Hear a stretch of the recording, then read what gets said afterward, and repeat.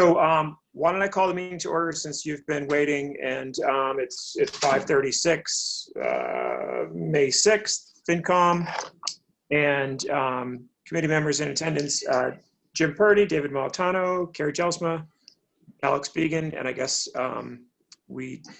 sorry, Mike, if you're there. You're not, okay. I don't see Mike. No, okay, nor do I, and I get the full gallery view. Chris, Jackie, Anthony, Harriet, Catherine, good evening. So with the meeting called to order, I think we'll try to, Anthony and I were catching up the other day. It'd be great if we could wrap up around, I don't know, this might be too ambitious, but around 6 for those who wish to attend the school committee meeting, virtually, of course. Theirs is a budget discussion commencing at 6. So we'll see where we go. We don't have to race off, but we've got a budget update, and there's been some late breaking news, which I think definitely warrants bringing to everybody's attention. And maybe what I'll do is, Chris, hand it over to you. Do you want to walk us through quickly your revenue? Yes. So this is, let me pull up on the screen. This is just a follow-up to the one I went over last week that was showing those estimates. So now we've received all those big mortgage payments, and we've got pretty much our Century Bank all caught up through April 30th. So now with all our revenue now caught up through April 30th, we're a lot. Just wanted to throw this out there showing that we're now way more in line with our estimated revenue from prior years. And we did just receive the check for from Hamilton for our joint library assessments today that will be deposited tomorrow. So once that gets in, we'll actually be in we'll be in a little bit better shape than we would have been last year if that got posted. So I just wanted to start with this real quick, just to show you that we are still receiving real estate revenue, and our state aid still coming in, and that we're still, our revenue projections are still looking like I was projecting last week. We're still online, in line with that. Okay, thank you. So on the property tax side, relative to this time last year, or April 30th, we're still lagging by about 2% thereabouts. Yes. Not quite, 1.5%. Yeah, and that's mostly relating to those other receipts. The real estate, it looks like it's more, but we're actually right around 92% in change, which is right in line with last year estimate. Same with personal property. Motor vehicle is a little bit down, but our real estate is right in line with 92%, which is right where we were in fiscal year 19. Okay, got it. That's the biggie. Yeah, I was looking at the percentage and the total line. Right. Okay. Thank you. And one quick question that I have, and then others please chime in. Timing of inspectional and Pleasant Pond, the 35,000. Yes. Sorry. So the Hamilton, I had sent over the invoices to Hamilton, and I've been in touch with Marissa, their finance director over there, and she was processing them, and we received them in the mail today. Oh, for all of the Hamilton assessments. Yes. Gotcha. The four, sorry, that was for the library and the inspectional. So we received 460,500. The Pleasant Pond, I had to revise the invoice, and I just sent it off to her beginning end of last week. So that should be coming in the next week or so. That extra 9,000 and change. Thanks, Chris. So a quick question, Alex. Please. Chris, Did that go off the screen? Reading the chart here, 93.1% of 17.9. How does that compare to last year? Is that we're right on? Are we again? So right on target from last year? Yeah, I mean the percentage, as you can see, we're like a percentage and a half out of our estimated revenue off, but we're pretty much in line. Our real estate is right in line. They're both at 92% right now.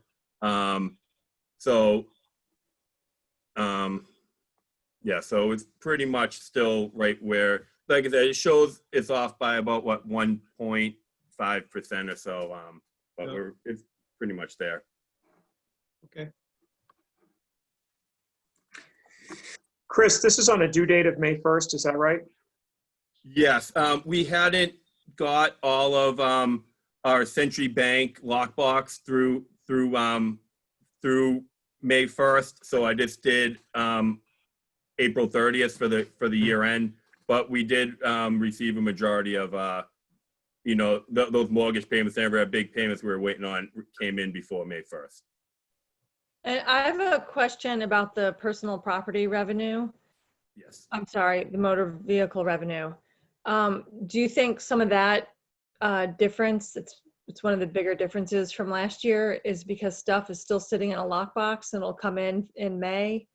Or do you have any explanation for that? Our lockbox is pretty much the lockbox is pretty much caught back up to date. So now we're just behind how long it takes for them to mail it to us. So we're probably only like 3 to 4 days behind.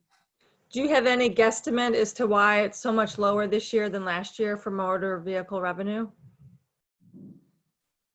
That I'm gonna take a wild guess on this one, and I'm gonna assume that the monthly lease payments, we get lease payment, Chris, from the leasing companies for Yes. excise every month. So we're still due for when's May and June, so when's it due? they got sent out 2 Fridays ago, which would be What do you mean they got sent out 2 Fridays ago? What is that? the bills, the motor vehicle excise bills got sent out on the April 24th, I believe, 17th or 24th. So that means they would be due mid-May. Okay. So they haven't come due yet. And then for the month, and then June's would be the.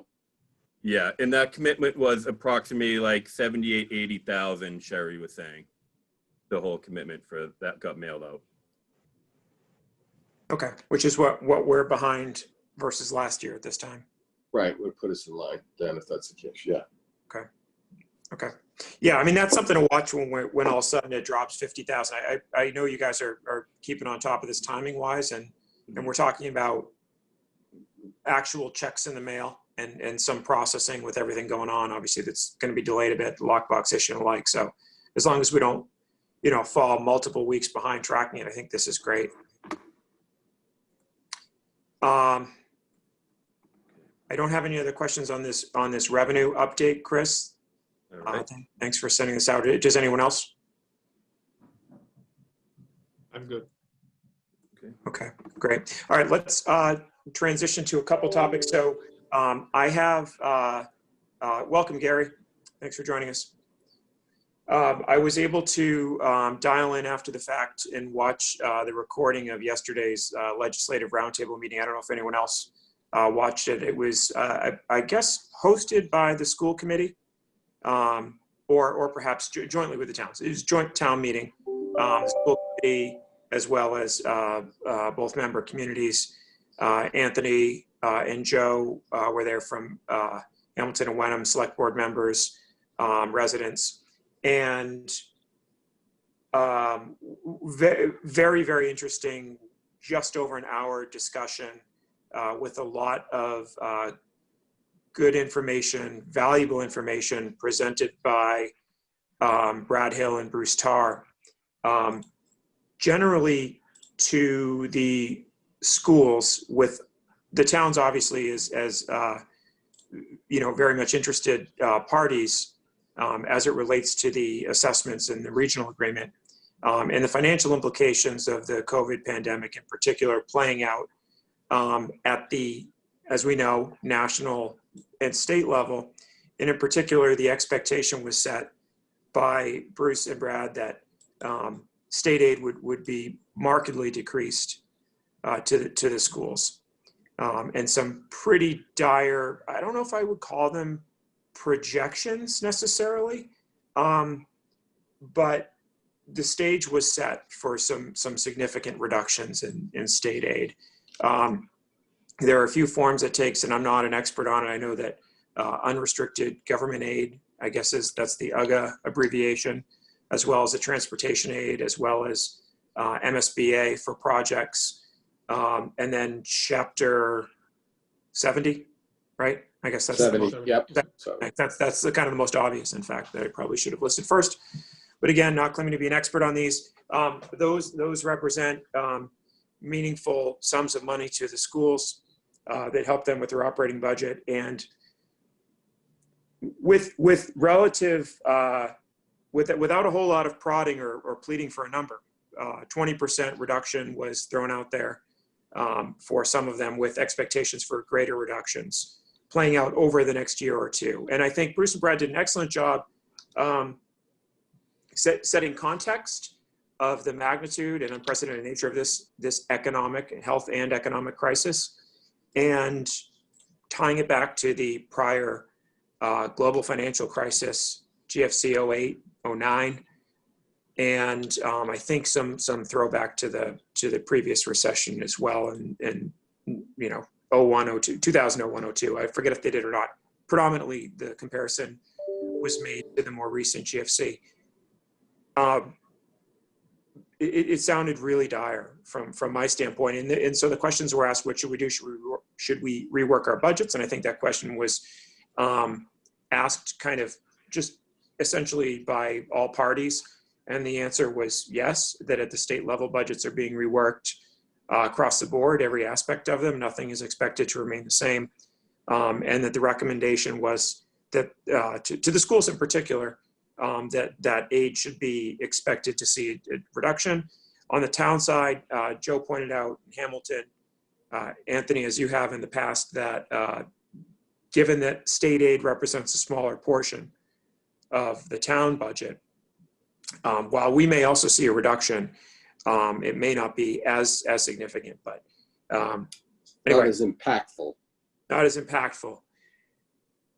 It'll be right material either way, but not as impactful. So I guess I'll pause there. That's kind of I think a great meeting for those who haven't seen it. Totally worth watching, and it's not 3 hours; it's only an hour, and you can of course fast forward a little bit. But I found myself rewinding when I fast forwarded, by the 10-20 second increments because there wasn't much worth skipping over. If anyone else, WCAM?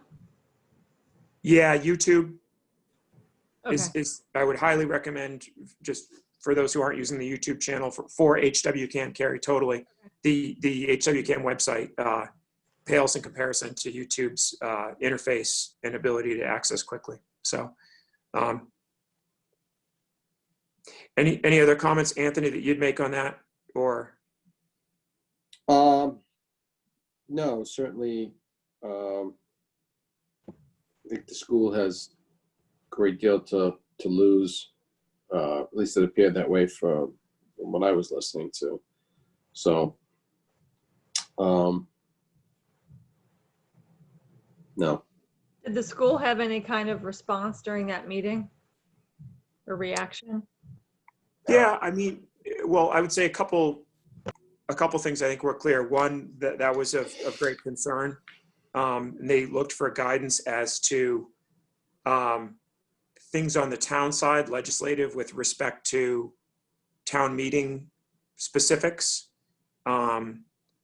Bruce and/or Brad mentioned how certain towns are reducing quorum requirements, for example, to low numbers. Marblehead was cited as an example that I think went down to 30 or something like that. 30, correct. Yeah. And the question was asked if that was a cap, and of course you can't turn voters away.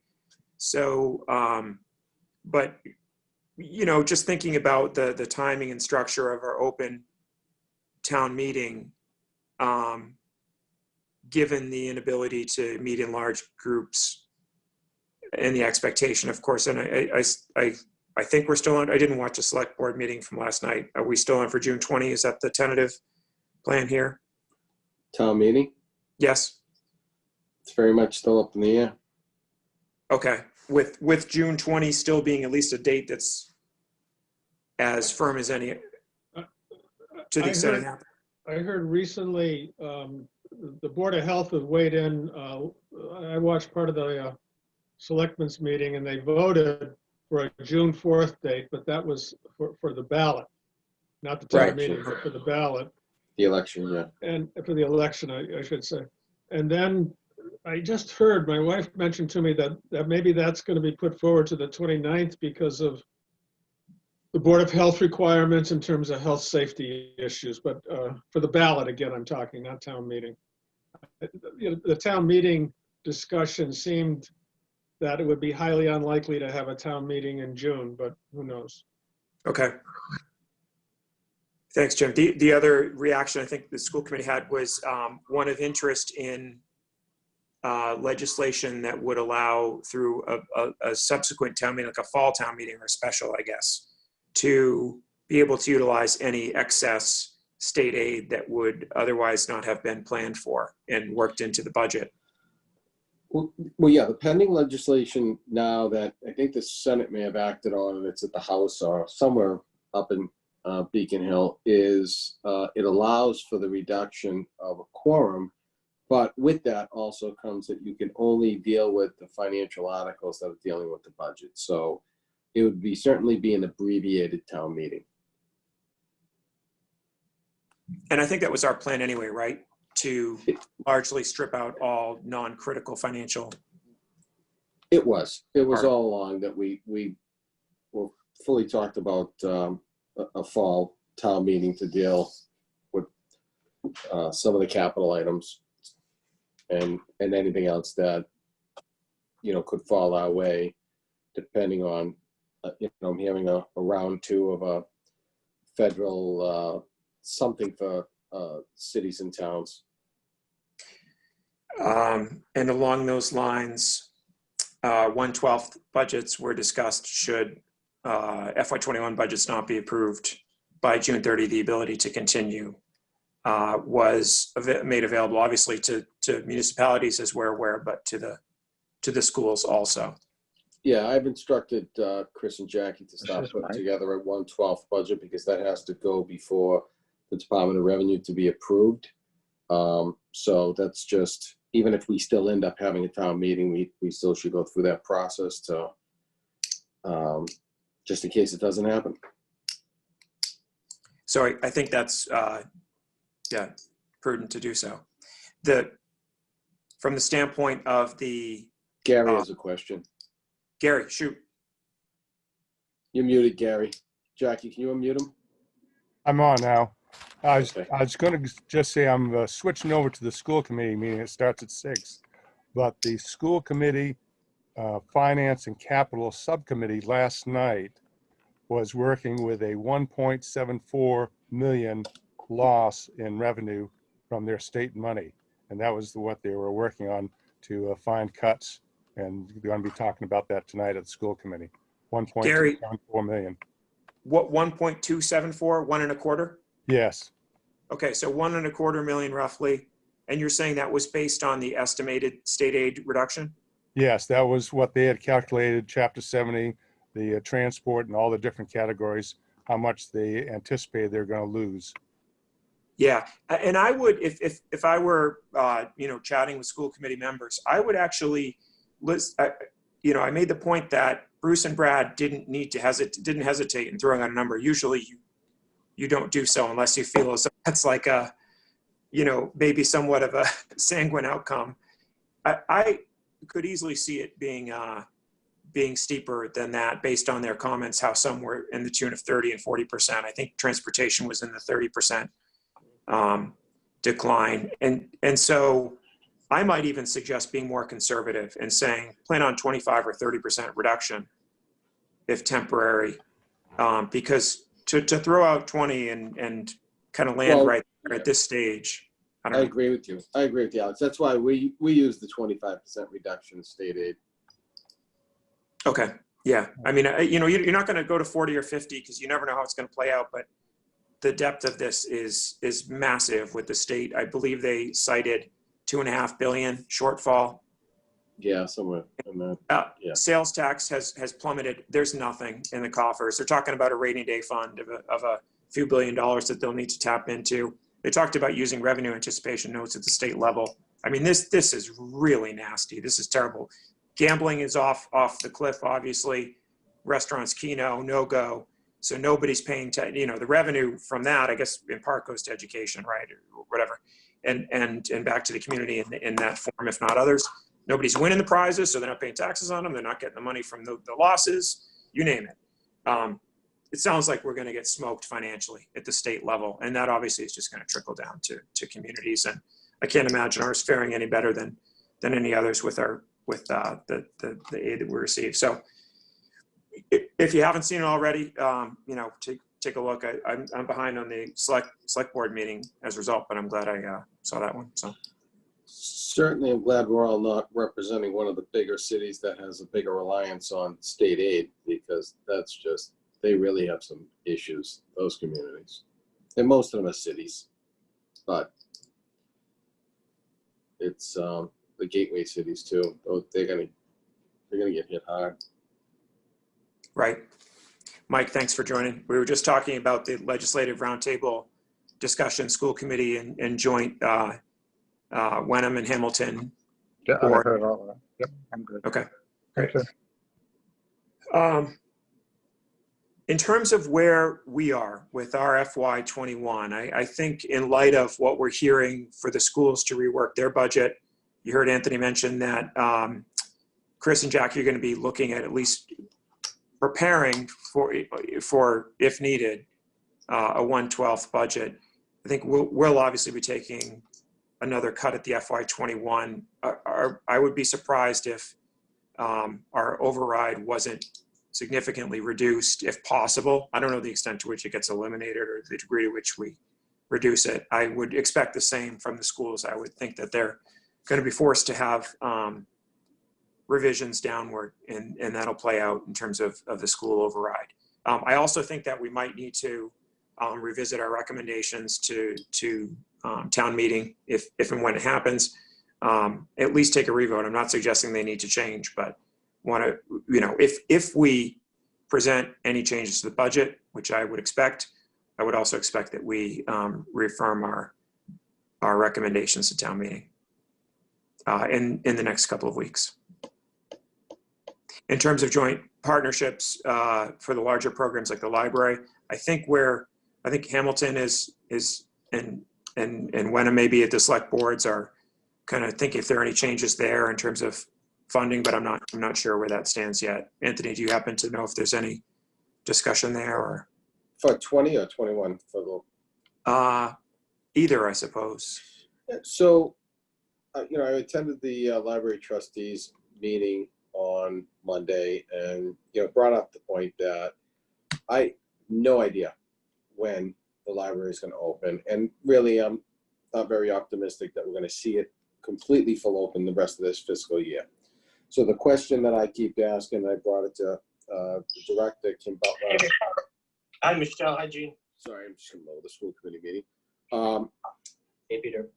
And, I brought it forward to them that, we have to start asking ourselves the question, Kim, do you have enough to keep 9 full-time staff and the number of part-time staff, especially the full-time staff, busy for 35 hours a week, which is they're supposed to work from home?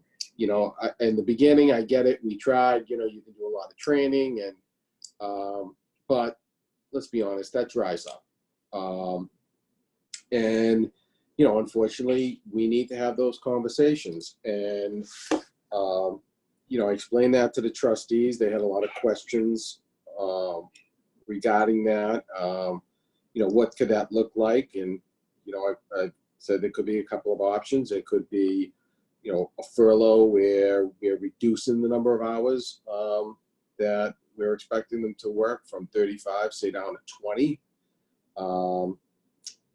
Or completely doing a temporary layoff for the rest of the fiscal year, with the caveat that, you don't want to have somebody start worrying about the health insurance. So the thought was to still cover the health insurance for those employees, and they would still be responsible for their share. But they would be off the payroll. So the thing is, Hamilton does pay 2/3 of that bill.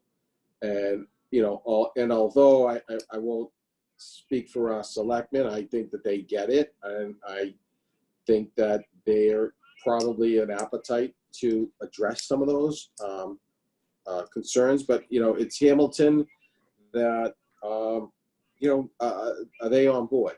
Certainly we don't want to get into, the battle with them for that. And I'm going to have another conversation with Joe, and then we'll see what happens. It could go into 21 too, Alex. We just, at this point, who knows? Okay.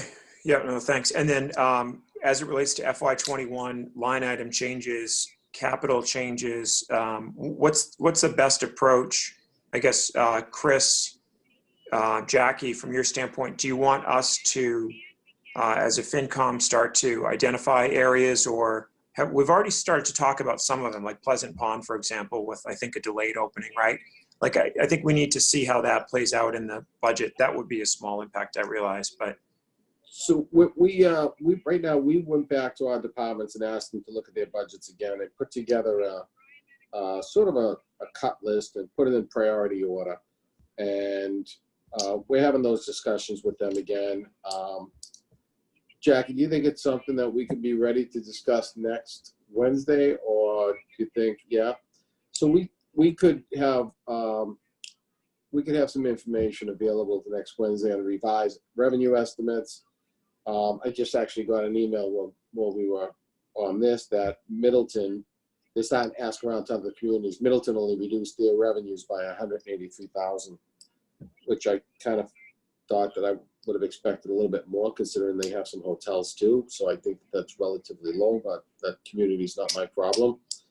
But that's what they did. And, we'll have something as far as revenue estimates and the capital items and the operating budgets. And, obviously any reductions, it's impactful, and we talked with the fire chief and we talked with the police chief, and, we're talking about, this isn't, what we presented was really a level services budget. Anything in that needed an override. So anything else is going to be a reduction, and it's going to impact essential services. It's going to, it could impact the fire department. It could have an impact on response time, and with the ambulance, and it's just not, it's not easy, and it's not good news. So I recognize that there are policy implications to a lot of these decisions that would result from changes to the FY21 budget.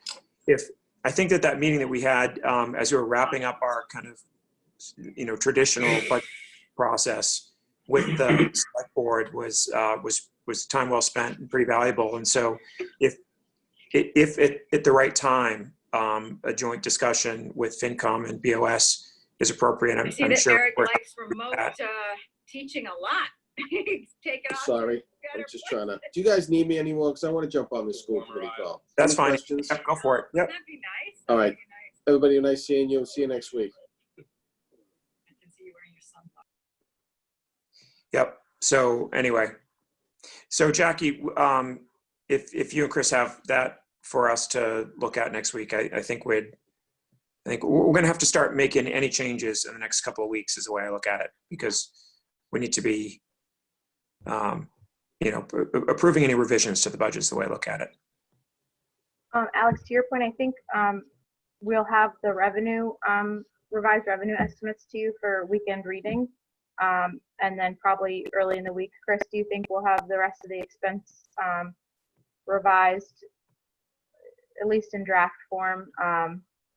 Obviously awaiting a lot of policy decisions from the school committee, the FinCom, and the select board before we can make any major tweaks, but we'll at minimum have an updated rollout sheet that you usually get, that 11-page roll-up sheet with revised revenues and some revenue forecasting for you. That's great. That's perfect. Yeah. And we'll need time. I don't mean to press, for this in too urgent a manner. I definitely recognize that the BOS has plenty of work cut out for them and meetings to talk through this, and we'll want to think through based on the roll up and the like. So not to say that we need to finalize this in a week or two, but I just want to get a handle on what the revisions might look like, so that we can be prepared. That's all. I think at minimum, Alex, we'll have a good sense of revenue that we can provide to you for next week so that we know where we're starting as we start to get the school committee, if they have any updates, so that at least we know the revenue side is ready to go. Yeah, and that's without a doubt, that's the biggie right now that we'll be waiting on. It's not our revenue forecast changes or expense changes. It's where's the school committee going to land. And the one other thing I'll say is that, like, a school committee member mentioned how if there's reduced state aid, what does that mean for the towns? Like, how much more might we be able to absorb of the expenses? Obviously, you reduce state aid, your assessment increases, holding budgeted expenses constant. And so we're not in a position to do that. I think they recognize that. And so we'll have to see what type of budget reductions there are, I guess. Yes. A quick protocol question, possibly to Jackie or Chris. So the ballots, people are requesting ballots for absentee voting. The ballot questions will have on them, as I understand it, the existing override questions that people will be voting on. So if the budgets change, how does that get worked through? Does it go back to town meeting with changes on the votes, or? So it depends, Jim, which is why it's so difficult for us to contemplate the election in some ways being as soon as it's being discussed, because the cleanest way to put it is that the ballot questions raise the levy limit, and the town meeting vote appropriates where that money is going to be spent. Yeah. So we're looking to get more formal guidance from the state, because this could be happening to other municipalities who had discussed overrides. Yeah. If the override amounts stay the same or go down, we may be in a position to not have to amend the ballot questions. But if the state revenues fall in such a way that we see a school committee budget unchanged, but our assessment increase because of their lack of state revenue, and therefore, for whatever reason, their school override question were to go up, we would have to reprint ballots. But in the circumstance that, from the way it's been explained to me and from my understanding, if the override dollar amounts remain the same or are lower, we potentially can use those current ballots. And because the ballot raises the levy and town meeting votes the appropriation, so that's where we would be. So that's the challenging piece. The one thing that we are hoping to get some clarification on from maybe the DOR, maybe town council, maybe a combination thereof, is that if we were to vote the ballot questions and they passed, and town meeting voted an appropriation that was lower than those ballot increases of the levy, would that levy limit be what we were held to for formulating the beginning of the FY22 budget? And that was something I think kind of came up during the selectmen's meeting last night, of what is the impact of the ballot question versus the town meeting appropriation. But that's something that we really want the DOR and potentially town council to weigh in on before we move forward with changing the ballots, or before we ask the FinCom and selectmen to vote on final numbers, for sure. Okay, thank you. Yeah, I think thanks, Jackie. That makes a lot of sense. We would not want to preemptively have a higher levy limit the following year, unless we were in a position where we had excess capacity. Like, we wouldn't want to raise the levy limit unless authorized, right, by Prop 2.5. Yeah, and that's the thing, is that if a ballot vote passes, that raises the levy limit.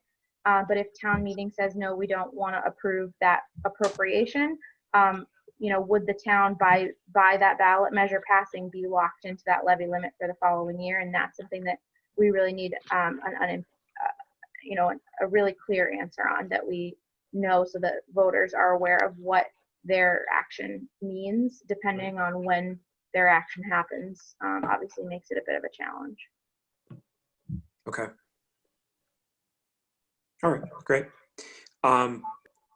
Also on the agenda are minutes to be approved from last week. So we're getting caught up. It's April 29th discussion. One thing I find about being home is that even though work is still awful busy, I do have more time to read minutes. I don't know if that's a good thing, but it is kind of nice to not be racing through them. And this, not unlike others, I have no comments. If others have not had time to review them and you want to defer until next week, that's fine. Indicate if you do not wish to review them. Otherwise, we can move forward with a motion. Fair, and I have no comments. Thanks, Carrie. Thumbs up from David. Seems like Mike. Jim, you good? I'm good. Great. Okay, so I move that FinCom vote to approve the minutes as provided in the packet from last week's April 29th FinCom discussion. Second. Great. Thanks, David. Any questions, comments? Hearing none, we'll move to roll call vote. Aye, Alex Began. Aye, Jim. Hi, Carrie. Hi, Dave. Hi, Mike. Great. Thank you. Catherine, how'd we do? You got to be impressed by that. I mean, that is sorry. Cool. With your guidance, that is, we're learning. Okay. Sorry again for the connectivity issues at the beginning of the meeting. Unless there are any other topics, we can reconvene next week. I know there's plenty to watch in the meantime between the select board meetings and the joint meeting. I'm probably not going to join live, but I'll catch the school committee on the replay. Hey, Alex, do you have the agenda by any chance of the school committee and what time the budget stuff may be discussed? Great question. I don't have the agenda handy, I don't think. Let me see if I can get it real quickly. Does anyone else have it? I do, and it's after public comment. It's pretty early on in their agenda that they're going into their FY20 year-end projections, and that looks like the focus for the beginning for most of this meeting is FY20. I can share the Zoom link and password for that meeting in the comments for anybody that wants it. Please. You just have to copy and paste that link into your web browser and add the password. Thank you. I'm just going to grab that one more time. It's under chat if you didn't. Cool. I can't copy it, so. Alex, I can send it in an email as well if that's. Okay. Yeah, I can't copy it either. Yeah, no, Zoom chat's unique, so I'll send it in an email now. Thanks for blasting it out to everybody, Jackie. That's great. Thanks, Jackie. Yeah, thank you. Thank you.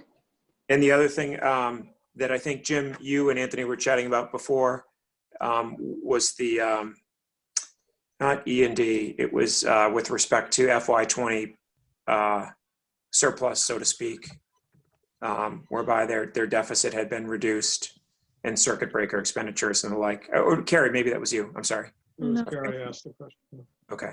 So in any event, David, one of you. David. I think it was David. Sorry. And I didn't get to that. I meant to kind of get Anthony's thoughts on that as well. I mean, it makes sense, but I haven't combed through the whole document of their updated projections. It looks like year-to-date plus encumbrances maybe relative to their updated forecast and where they're going to land by each department. So comb through that if you have a chance to, and we can cover that next week as well if we have any questions. We might need to reach out to school committee with some clarification. David, you are muted if, sorry, I hate saying that. But. After 8 weeks of this stuff, where would we find it? I missed that part. You said go check out. You know what, that was in an email from Anthony. I'll forward it to everybody because you may not have received it. I just was looking this afternoon. So he's forwarding along budget information. Yeah. Okay. And it could. I'll check out that email again, maybe. Okay. Oh, sorry for the delay. I think I'm delayed. Not at all. I know the feeling. Any other discussion for this evening? Okay. No. Okay. Is there a motion to adjourn? So moved. Thanks, Jim. I second. All in favor? Aye. Aye. Are we Aye. supposed to roll Aye, call? David. Mike, aye. Alex, aye.